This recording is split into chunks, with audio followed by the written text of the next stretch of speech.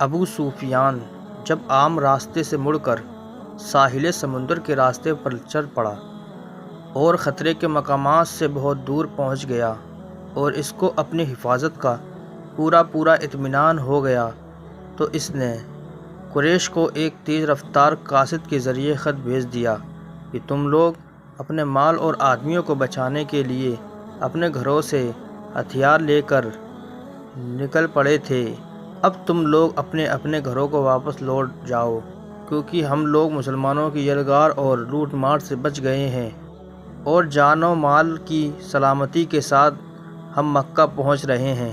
خط پڑھ کر قبیلہ بنو زہرہ اور قبیلہ بنو عدی کے سرداروں نے کہا کہ اب مسلمانوں سے لڑنے کی کوئی ضرورت نہیں ہے، لہٰذا ہم لوگوں کو واپس لوٹ جانا چاہیے۔ یہ سن کر ابو جہل بگڑ گیا اور کہنے لگا کہ ہم خدا کی قسم اسی شان کے ساتھ بدر تک جائیں گے، وہاں اونٹ ذبح کریں گے اور خوب کھائیں گے، کھلائیں گے، شراب پیئیں گے، ناچ رنگ کی محفلیں جمائیں گے، تاکہ تمام قبائل عرب پر ہماری عظمت اور شوکت کا سکہ بیٹھ جائے اور وہ ہمیشہ ہم سے ڈرتے رہیں۔ کفار قریش نے ابو جہل کی رائے پر عمل کیا، لیکن بنو زہرہ اور بنو عدی کے دونوں قبائل واپس لوٹ گئے۔ ان دونوں قبائلوں کے سوا باقی کفار قریش کے تمام قبائل جنگ بدر میں شامل ہوئے۔ کفار قریش چونکہ مسلمانوں سے پہلے بدر میں پہنچ گئے تھے، اس لیے مناسب جگہوں پر ان لوگوں نے اپنا قبضہ جما لیا تھا۔ حضور صلی اللہ علیہ وسلم جب بدر کے قریب پہنچے تو شام کے وقت حضرت علی، حضرت زبیر، حضرت سعد بن ابی وقاص رضی اللہ تعالیٰ عنہم کو بدر کی طرف بھیجا تاکہ یہ لوگ کفار قریش کے بارے میں خبر لائیں۔ ان حضرات نے قریش کے 2 غلاموں کو پکڑ لیا جو لشکر کفار کے لیے پانی بھرنے پر مقرر تھے۔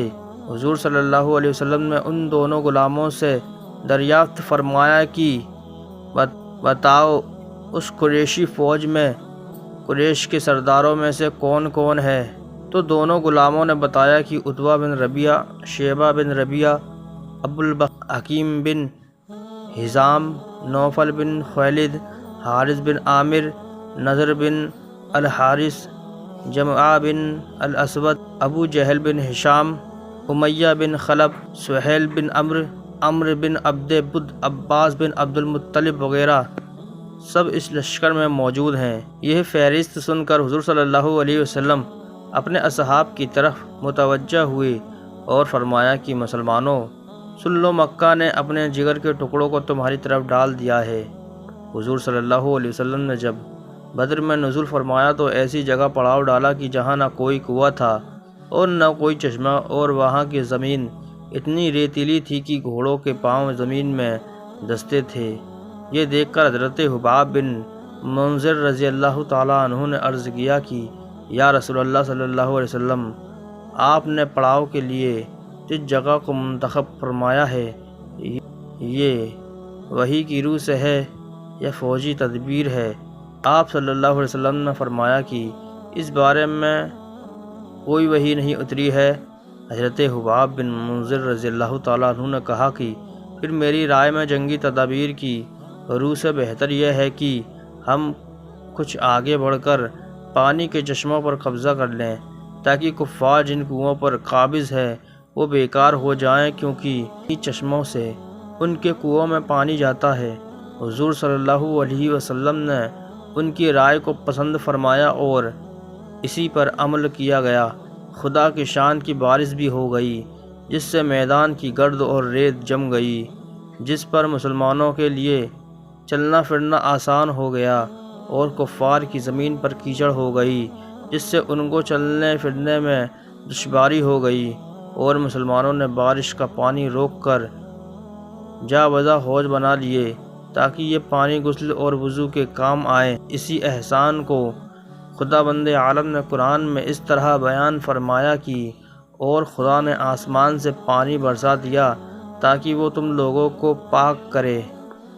17 رمضان 2 ہجری جمعہ کی رات تھی۔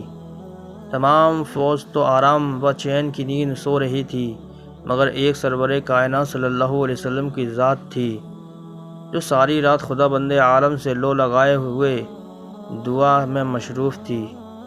صبح ہوئی تو آپ صلی اللہ تعالیٰ علیہ وسلم نے لوگوں کو نماز کے لیے بیدار فرمایا۔ پھر نماز کے بعد قرآن کی آیت جہاد سنا کر ایسا لرزہ خیز اور بلبلہ انگیز واعظ فرمایا کہ مجاہدین اسلام کی رگوں کے خون کا قطرہ قطرہ جوش و خروش کا سمندر بن کر طوفانی موجیں مارنے لگا۔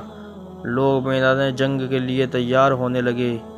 رات ہی میں چند جانثاروں کے ساتھ آپ صلی اللہ علیہ وسلم نے میدان جنگ کا معائنہ فرمایا۔ اس وقت دست مبارک میں ایک چھڑی تھی۔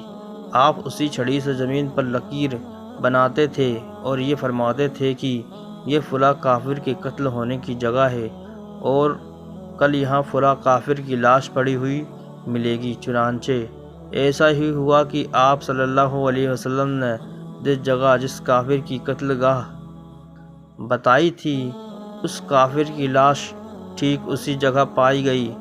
ان میں سے کسی ایک نے لکیر سے بال برابر بھی تجاوز نہیں کیا۔ اس حدیث سے صاف اور صریح طور پر یہ مسئلہ ثابت ہو جاتا ہے کہ کون کب اور کہاں مرے گا۔ ان دونوں غیب کی باتوں کا علم اللہ تعالیٰ نے اپنے حبیب صلی اللہ علیہ وسلم کو عطا فرمایا تھا۔ کفار قریش لڑنے کے لیے بےتاب تھے، مگر ان لوگوں میں کچھ سلجھے دل و دماغ کے لوگ بھی تھے جو خوریزی کو پسند نہیں کرتے تھے۔ تو چنانچہ حکیم بن حجام جو بعد میں مسلمان ہو گئے بہت ہی سنجیدہ اور نرم خوں تھے۔ انہوں نے اپنے لشکر کے سپہ سالار عتبہ بن ربیعہ سے کہا کہ آخر اس خوریزی سے کیا فائدہ؟ میں آپ کو ایک نہایت ہی مخلصانہ مشورہ دیتا ہوں، وہ یہ ہے کہ قریش کا جو کچھ مطالبہ ہے وہ عمرو بن الحزمی کا خون ہے اور وہ آپ کا حلیف ہے، آپ اس کا خون بہا ادا کر دیجئے۔ اس طرح یہ لڑائی ٹل جائے گی۔ اور عتبہ بذات خود بہت ہی مدبر اور نیک نفس آدمی تھا۔ آپ کا دن آپ کی تاریخی زندگی میں آپ کی نیک نامی کی یادگار بن جائے گا کہ آپ کے تدبر سے ایک بہت ہی خوفناک اور خونریز لڑائی ٹل گئی۔ اس نے بخوشی اس مخلصانہ مشورے کو قبول کر لیا، مگر اس معاملے میں ابو جہل کی منظوری بھی تھی۔ چنانچہ حکیم بن حجام جب عتبہ بن ربیعہ کا یہ پیغام لے کر ابو جہل کے پاس گئے تو ابو جہل کی رگیں جہالت بھڑک اٹھی اور اس نے ایک خون کھولا دینے والا طعنہ مارا اور کہا کہ ہاں میں خوب سمجھتا ہوں کہ عتبہ کی ہمت نے جواب دے دیا، چونکہ اس کا بیٹا حذیفہ مسلمان ہو کر اسلامی لشکر کے ساتھ آیا ہے، اس لیے وہ جنگ سے جی چراتا ہے تاکہ اس کے بیٹے پر آنچ نہ آئے۔ پھر ابو جہل نے اسی پر بس نہیں کیا کہ بلکہ عمرو بن الحزمی بختول کے بھائی عامر بن الحزمی کو بلا کر کہا کہ دیکھو تمہارے مقتول بھائی عمرو بن الحزمی کے خون کا بدلہ لینے کے لیے ساری اسکیم تہس نہس ہوئی جا رہی ہے، کیونکہ ہمارے لشکر کا سپہ سالار عتبہ بزدلی ظاہر کر رہا ہے۔ یہ سنتے ہی عامر بن الحزمی نے عرب کے دستور کے مطابق اپنے کپڑے پھاڑ ڈالے اور اپنے سر پر دھول ڈالتے ہوئے و عمرہ کا نعرہ مارنا شروع کر دیا۔